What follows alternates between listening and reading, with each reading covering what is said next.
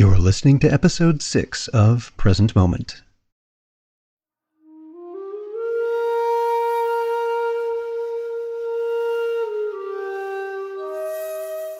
Welcome to Present Moment, Mindfulness, Practice, and Science. I'm Ted Meissner. Present Moment is a podcast with interviews, conversations, and roundtable discussions. We speak with mindfulness researchers about their newest findings published in peer-reviewed science journals, teachers about their understanding and methods as they work with students of mindfulness, authors about their books and interests, and we also speak with everyday practitioners. The website presentmomentmindfulness.com has show notes for each episode along with resource materials. New meditator and Freethought blogger Greta Christina joins us to speak about her experiences with an MBSR program, her practice, and a series of blogs on secular meditation.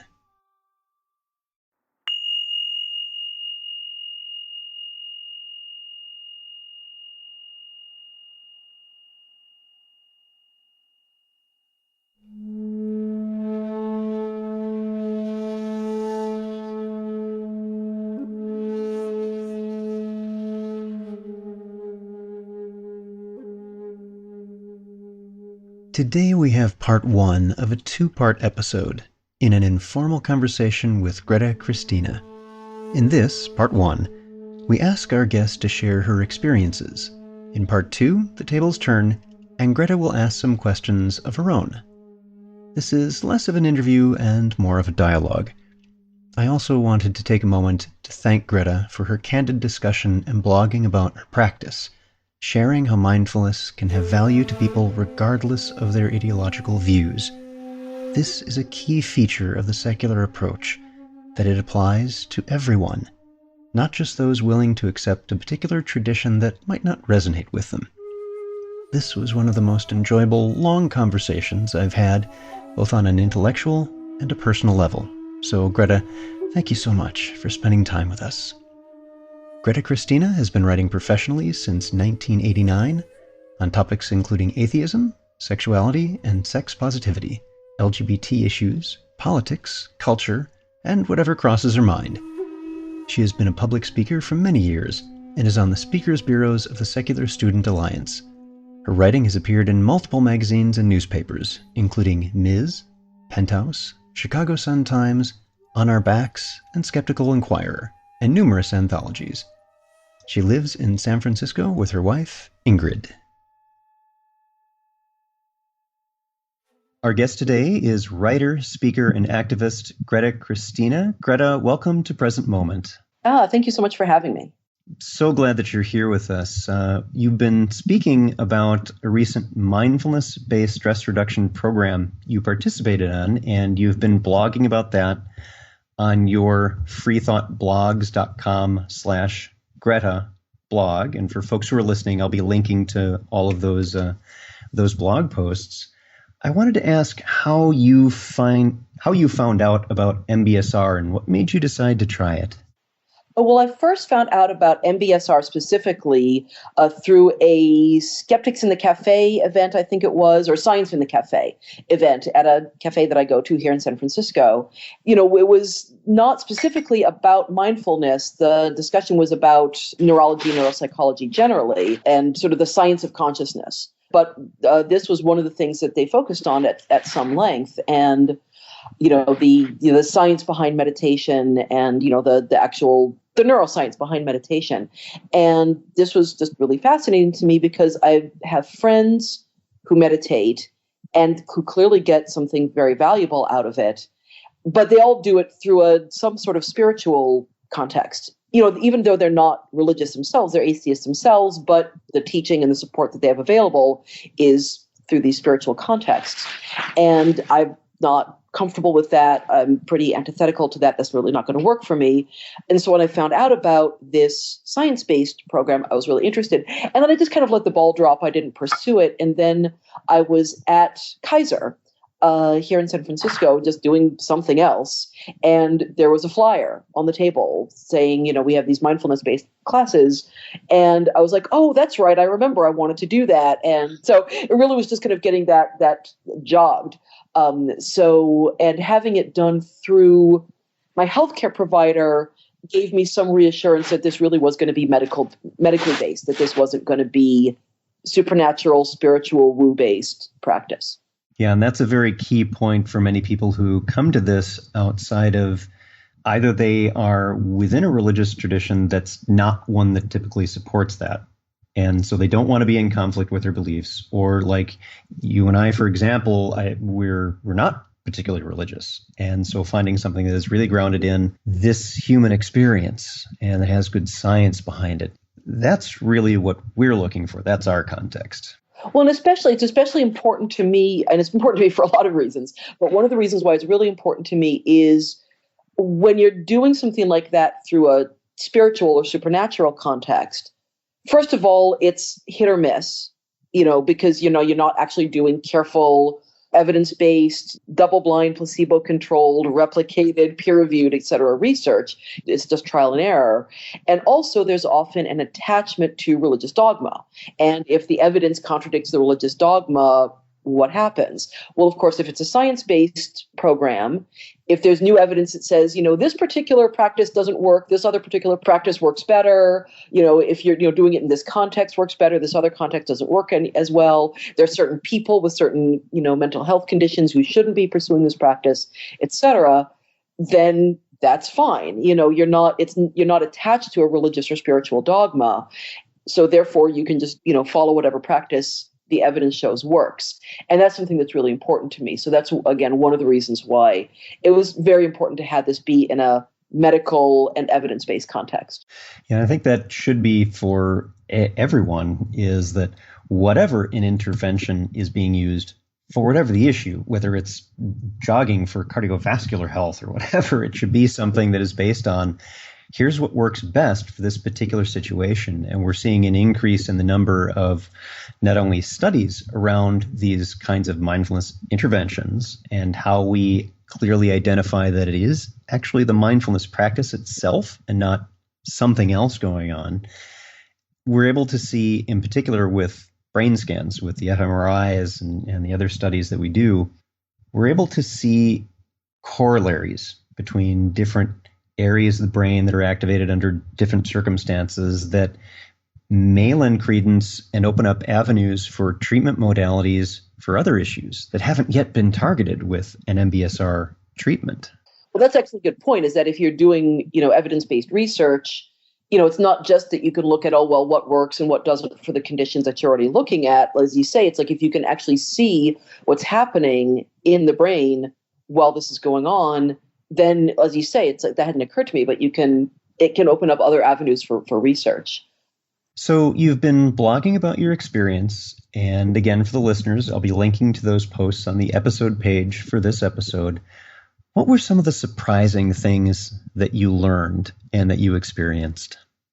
Well, I think one of the most surprising things about it was just how dramatic the effect was so quickly. There have been very few, I've done lots of things in my life, of course, to make my life better. And, everything from, eating differently to working out or whatever. And I was surprised at how quickly and how dramatically this made a difference. Now, obviously, I've only been doing this for a short time. I've only been doing it for about 3 months. So we'll see what the long-term effect is. But I noticed very quickly an effect on my mood, definitely feeling, the main effect still continues to be, I think we're all familiar with, there's like a hamster wheel going on in your brain all the time, this constant little chatter of voices, and sometimes it's critical and sometimes it's anxious. But even if it's not, this is one of the things that I became aware of while I was doing this practice. Even if it's not, even if it's like a chatter of things I'm excited about and I'm making plans and, it's like, I want to make sure I don't forget to do all these things that I'm excited about doing. Even then, just the fact that it is this constant hamster wheel chatter, that's anxious, that's stressful. And that has quieted down considerably, and also it's been easier for me to notice it when it's happening and kind of step away from it and focus on whatever it is that I'm actually trying to do in my life, whether that's meditating or just, eating breakfast or writing or, walking to the vet or whatever. And I was surprised at how rapidly, just how rapidly and how dramatically the effect was. It's had a very dramatic effect on, just like I say, my mood, my ability to be calm, my ability to focus.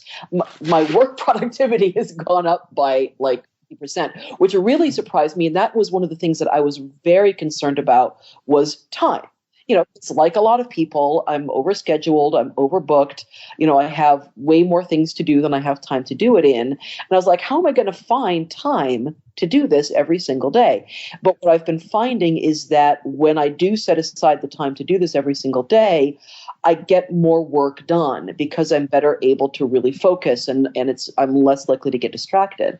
So that cost benefit analysis has more than paid off. It also, I would say, one of the surprises from it has been, I've been aware of having a hamster wheel in my head for a long time, but I don't think I realized just how much it's there and just how powerful it is and just how readily those sort of automatic thoughts pop into my brain until I started doing this practice of, okay, we're going to notice that and then moving my focus back to something else. Notice when that crops up and move my focus back to something else. That's happening every 5 seconds. And when I'm really stressed or really anxious or have a tremendous amount on my plate, it's less. It's like every 2 or 3 seconds. And I was not really aware of just how dominant a force that was in my life until I started really noticing it. Yeah, it's very interesting that in the first few times in particular, at least in the experience of a lot of folks, is when they start for the first few times, looking at what's going on in their mind, paying attention, turning that spotlight inwards. There's a bit of a freak out at how much the hamster is really going around in that wheel. And the reassuring thing that many of us will tend to say to people who are a little bit anxious about that is that it's actually been there the whole time. You're just looking at it. This is not a new change. You're not making things worse right now. This has been going on. You're just now looking at it. And that's okay. And that helps, as you're seeing, with noticing it and maybe setting it aside a little bit more. How's your practice been going, and what has changed for you since participating in the program itself? You've already mentioned a little bit about getting a little more distance in the moment. Well, again, I've only been doing this for about 3 months, so I'm well aware of the fact that I'm a raw beginner at this. These are like my first baby steps. So it's a little hard to say what's changed because I haven't been doing it for very long. But that being said, there are some things that have changed. One is that it's both become easier and harder. The practice has become both easier and harder. It's become easier because it's more natural. I'm more familiar with it. I can, what I'm mostly doing, I'm doing a couple of different things. What I'm mostly doing is a body scan every morning when I can, and I travel a lot, and, my schedule is up in the air sometimes. And I'm happy to get into that in a bit. Actually, I have some questions about that, but most mornings I do some sort of body scan. And then I also just try to apply mindfulness just to some extent throughout my day, just have there be at least a few moments every day where I just stop and experience whatever I'm experiencing. So on the one hand, that's become easier. It's become more natural. It's become more familiar. At the same time, as it's become more familiar, this is hard to put into words. A lot of the stuff is hard to put into words because we don't really have a language for this. But, as I become, more able to really pay attention to, whatever I'm feeling, whatever I'm thinking, sometimes I get a little bit deeper into whatever I'm feeling, whatever I'm thinking, and sometimes that's uncomfortable.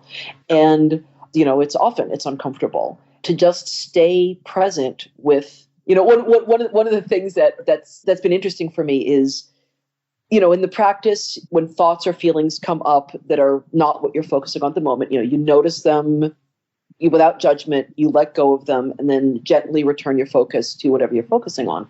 One of the things that I realized was that when I would notice a thought, I would, rather than sort of really notice it and really acknowledge it, I would try to shove it away. Our habit of suppression or avoidance. Yes, yes. And when I did that, it oddly enough made the practice more difficult. If I'm like getting mad at myself and saying, "Oh God damn it, there's that stupid freaking thought again," and get away and try to kick it out, then that jars me away. Whereas if I can really just notice it and take a moment and say, "Okay, what is this thought?" Especially if it's one that's really stubborn or really persistent, just really notice it, let it be, and then just sort of I have this actual mental image where I like imagine a door opening out of the top of my head and going, "Okay, you can go now." And then closing the door again and returning my focus. And when I do that in a way that's gentle, it becomes part of the practice rather than a disruption of it. It's more in the flow of the practice. When I realize that all of it is the practice, but it becomes more fluid. Whereas if I'm getting very frustrated with myself for having these thoughts, it's much more jarring and it's much more difficult to get my focus back. So that's been something that I've been just recently beginning to learn, is how to let myself really have whatever thoughts or whatever feelings are rising and really notice them. But again, sometimes that's difficult because sometimes, it can be painful, it can be sad, it can be feelings of guilt, it can be feelings of, anxiety. All of that being said, sometimes that can be really valuable. I mean, one thing I was doing a practice a couple of weeks ago, and there's this one particular feeling of guilt, and I don't want to get into what it was specifically, but I was having this one particular feeling of guilt that just would not go away. And it was just, no matter what I would do, it would just kept coming back. And I finally was just like, okay, you know what? I need to stop my practice now, and I need to take care of this. Because this isn't just hamster wheel guilt. This isn't just reflexive, me beating myself up guilt. This is something real. This is something that I really am not okay with having done, and I need to make it right. So that's really valuable. But at the same time, it's really uncomfortable. You bring up so many wonderful points in that sharing, and I want to thank you for that, because that in itself can be very difficult. First is this idea of non-striving that is often brought up in the various programs of mindfulness, not just MBSR, but others also bring that up. In part is because of what you described when you push against it and go, "Oh, no, I'm having this thing again."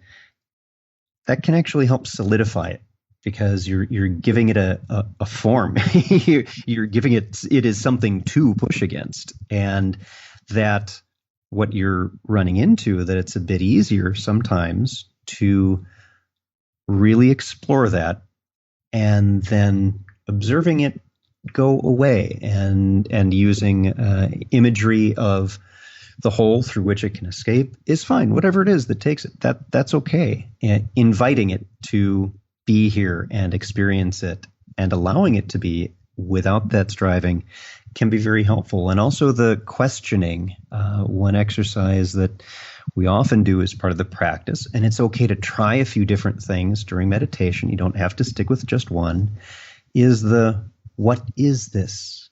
And that open inquiry and finding out more about where did this come from? And in some cases, you may find, as you're just retelling, a particular situation where, no, I needed to deal with this.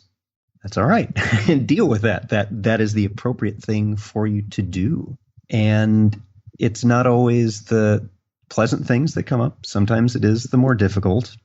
And when it is more challenging and you're having a harder time shaking it, it's often helpful for us. And one reason we practice the body scan is to really get some facility with doing this intentionally, is rather than have our attentional spotlight be on that thought, is intentionally put our attentional spotlight on our foot and then doing a body scan up to that, because it can only be in one thing at a time. And if you've got it in that and you've really built up that muscle of directing it towards, for example, a body scan or the breath and just resting it on your tummy or your nose or wherever it is for you, that can really help disengage and diffuse the power of that thought and that narrative to sweep you away with it and get a little elbow room in the moment. Well, it's funny that you talk about, and one of the things that really surprised me, you talk about the one thing at a time thing. And that's been, boy, if there's one thing that I got out of this class and out of this practice, it's that. Because, I'm somebody who's just has been an ardent multitasker. You have the 6 different windows open on the computer browser, Facebook and Twitter and email or whatever I'm, writing, and 3 different blogs that I'm all trying to read. Like a lot of people, I had this idea that, well, of course, that's more efficient. If like doing one thing takes, it's like you do 6 things at once, it's faster.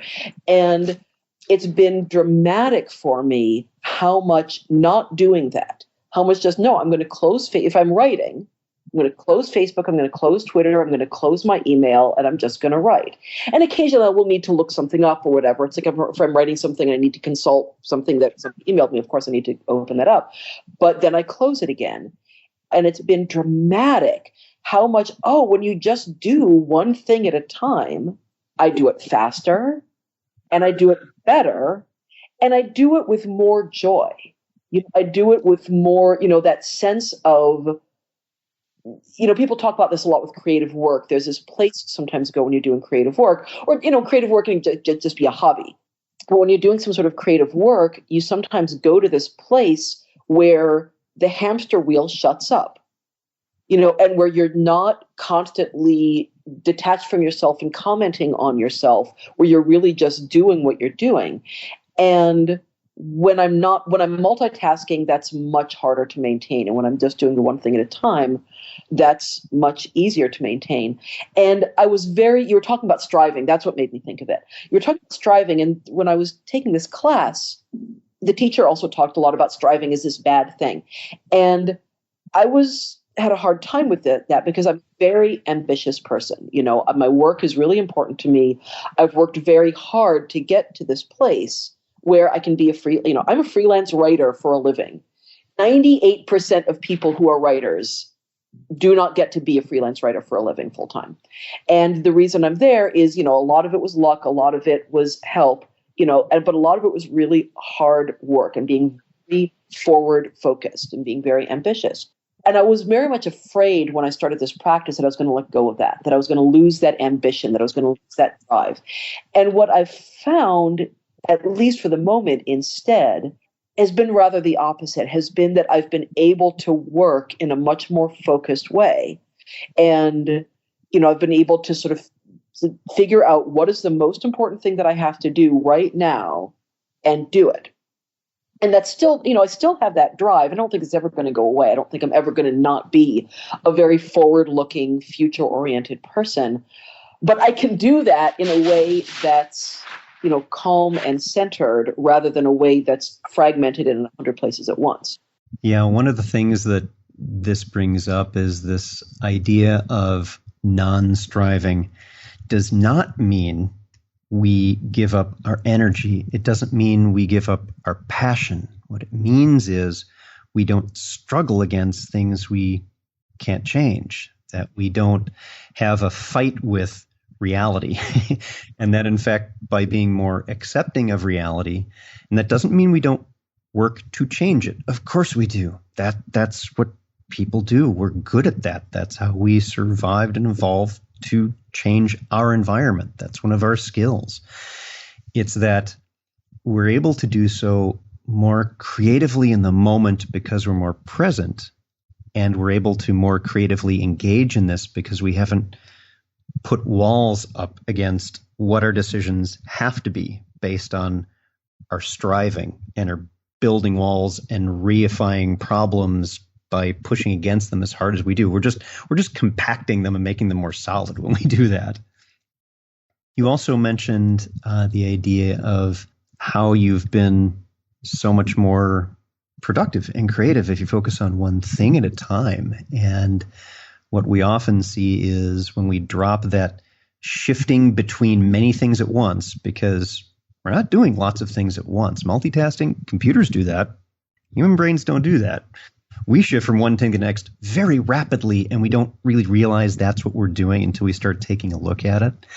And by focusing on one thing at a time, we're getting rid of that transition of setting aside one thing, shifting our focus, opening up the other thing, being on that, closing that down, shifting our focus, opening up the other thing hundreds of times a minute if we're shifting in between lots of different things. So, of course, we're more productive because we're getting rid of all that extra transitional activity. That's a really good way of thinking about it. Actually, I hadn't thought about that, but yeah, that's true. That every time you shift from from Facebook to Twitter to your email to your writing to book you're reading, whatever, every time you shift it, you have to put attention into that shift. And there's an anxiety that it produces. There's what am I doing now? What am I doing now? What am I doing now? And if you do that a few times a day, as opposed to hundreds of times a day, then that anxiety calms down and, not like it disappears. Again, it's one of the things I'm also looking at is with this practice is what is going to change and what isn't going to change. You talked about that in terms of the reality of the external world, but that's also true with your internal reality, at least with mine. I shouldn't speak for other people. Yeah, let's talk about that for a minute. You have some experience with depression and anxiety. And in one of your blog posts, you talk about that a bit and your practice on a plane. So give us a little bit of background and then tell us that, because I think this touches very much on that internal reality you're talking about. Sure. Okay. Well, so the background is I've had situational depression off and on, mostly off, but I've had these episodes of situational depression a few times throughout my life. I've been having a pretty bad one recently. Back in October, my father died, and then 2 weeks later, I was diagnosed with cancer, which was just kind of this double whammy. And the cancer's fine now; it's taken care of. The surgery got rid of it all. So don't worry, listeners. But it was just a really obviously traumatic episode, and I hit a pretty bad depression. And I've been doing a number of things to take care of that. I'm in therapy. I'm on medication. I'm, getting exercise. I'm getting time outside, socializing and so on. And the meditation has been just sort of one piece. The meditation and mindfulness practice has been one piece of trying to help this depression. So anyway, so the depression has been getting better. It's been getting significantly better, but it's been feeling a little fragile. And there was this, I don't want to get into it, the details of it, but I got this really upsetting news, and it triggered, and really kind of scary news, and it triggered an episode of depression that went on for a few days. And I was on this plane, on this trip that I kind of, I was just stressed out, and travel is stressful anyway.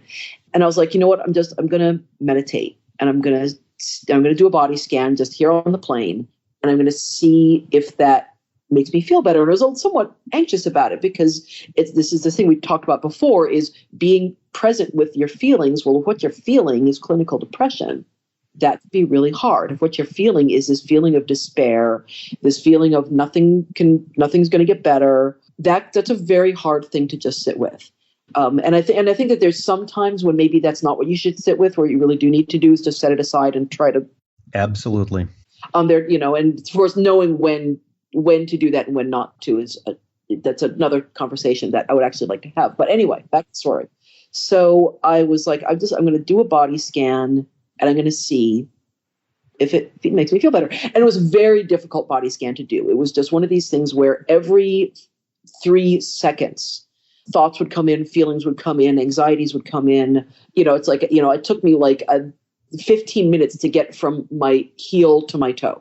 It was that intense, but I stuck with it, and and I could notice as I progressed with this, this is getting a little bit better, and I'm getting a little calmer, and the hamster wheel is quieting down a little bit.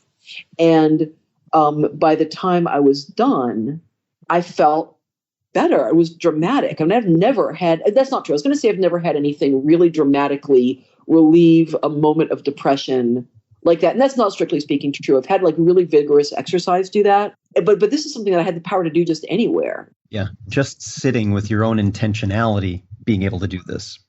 Now, the thing that I feel like is important to say about that is I don't think it's a panacea for depression. It's one piece of the puzzle. And I don't think I would have been able to do this if I hadn't already been on medication, in therapy, exercising, eating better, getting time outside, getting time with friends. And sort of the fact that I was already working with my depression gave me the ability to have the motivation to do this. But given that, it's another tool in the toolbox, and it's a pretty powerful one. I want to add on to what you're saying is that it's very important for people who, if you yourself and listening to this podcast, or you know someone who is suffering from a clinical depression, this is severe. It can be life-threatening, particularly if it's that bad. You need to seek professional help.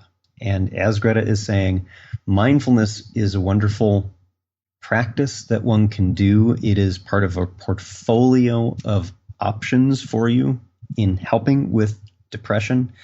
But please, professional help is often required, and don't hesitate to do that. We also brought this up in our interview with John Orr in Mindful Youth, who had a similar experience with a dear friend of his and did not survive his depression. So please don't just do one thing. If it is a severe and ongoing depression, do get professional help. That's okay. That's not a sign of weakness. That is a sign of taking care of yourself and getting what you need to lead a more fulfilling life. So sometimes, even if I'm just waiting for a bus, it's like there's almost always some kind of downtime in our life. You're waiting for the bus, you're waiting for your cup of coffee at the cafe. There's downtime in most of our lives. And one of the things you're talking about, things that have changed about the practice, and one of the things that's really changed in my life is that I'm actually kind of looking forward to those moments. I don't see them as like, oh God, it's like the 10 minutes. It's like, I'm never going to get that 10 minutes back again that I waited for that bus. And I'm finding them actually kind of looking forward to it. Or embracing it when it happens. And not always. I mean, there's times when, of course, I get irritated, but I'm finding it much more easy to just, say, okay, this is an opportunity for me to just be present in the moment where there aren't demands on me and nobody's asking anything of me and there's nothing expected of me except to just be here and wait. Yeah, and those moments of waiting with mindfulness, to use the word a little too much, but to do it with that attention to the experience itself, we can start to notice how really rich those experiences were that we've been ignoring because we've been playing that track in our minds rather than really being in that moment. And one of the things that I've very much been noticing, I haven't written about this yet, I'm kind of writing a piece in my head about this, is how much it's changed just ordinary human interaction. Just taking the 10 minutes to look the cashier in the eye when they give you your change and say thank you, and it sort of made me more, I'm a fairly shy person. I'm a fairly introverted person, which is kind of funny because I do all this like conferences and stuff like that. And I like them and I like other people. It's not that I don't. But you recharge by being by yourself. Exactly. I recharge by being by myself, and, being present with other people is something that I find exhausting ultimately after a long time. But I'm finding that that's becoming, that balance has shifted a little bit, that I'm finding other people somewhat less exhausting. And I think some of it is just, I'm not rehearsing what am I going to say next. I'm just listening to what they say. You bring up one of the most important features and I think often hidden secrets about meditation is that meditation is not about meditation. It's not about what we do in the chair or on the cushion or however we meditate, whatever our particular mode of meditation is. It is about what we take out in life and how we engage with others. That's where, in addition to the benefits that we enjoy ourselves in our own moods and our creativity and our productivity and the lightheartedness that can arise over time. And bear in mind, things can take time. We also see these reflected in others with whom we engage, and they notice this transformation in us. And those engagements aren't just more pleasant for us, it also impacts the world. And that's really where the big benefit is, that I can, because I've lightened my own mood, because I've practiced setting aside that train that was getting me all bunched up, I had better responses with others during the day, and that may in turn impact their responses. And I see this, Greta, I imagine you're noticing this as well, is that when you do take that moment to really make eye contact and listen to the person who's at the cash register, and when you thank them doing it sincerely, there's a double take, and they smile and they lighten because someone noticed them. It wasn't just faceless engagement again. Yeah, no, I mean, they get treated like crap, or, like a robot at best and like crap at worst. It's like by 95% of the people who they come in contact with. And yeah, it's like being the person who notices that they are in fact a human being. Raise your hand, everyone listening, if you've ever felt ignored and it sucked. Should be a lot of hands up right now. Of course it is. And we can help change that. And that's really one of the big powers of having a practice like this that helps us, is that it really can chain out into others and really be transformative on a larger scale than just inside our own skulls. No, absolutely. That's been one of the things that's really surprised me, is the degree to which that's changed. And again, even just in a few months of doing this. Wonderful. I'm eager to hear about the rest of your progress over time, because lots of things do happen and there are greater insights that occur and can continue to occur over the years. Our guest today has been Greta Christina. You can find out more about Greta at freethoughtblogs.com/Greta, and I'll be linking to that and a number of other things on the episode page for this episode. Greta, thanks for joining us today at Present Moment. Oh, thank you so much for having me.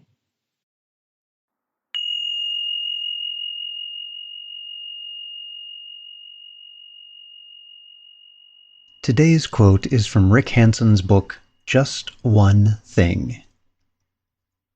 Patience may seem like a superficial virtue, but actually it embodies a deep insight into the nature of things.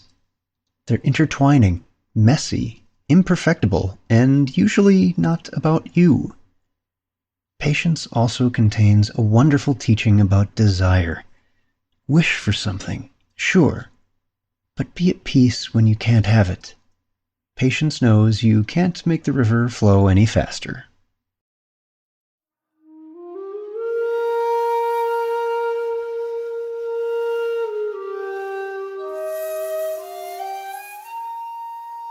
Thanks for listening. If you'd like to hear more about something you've heard in today's podcast, please come visit the website at presentmomentmindfulness.com. You'll find an entire webpage devoted to this and every episode. You can comment on the episode page and find show notes and other helpful resources for your mindfulness practice. The shakuhachi music heard on Present Moment is used by permission and through the generosity of musician Rodrigo Rodriguez. His website is linked on the Present Moment website on the About Podcast Music page. Sound editing, mixing, and mastering provided by the generosity of Anthony Dominello of StructureFromSound.com. Until next time, remember, every moment you have a choice. Make it the best you can. See you next time on Present Moment.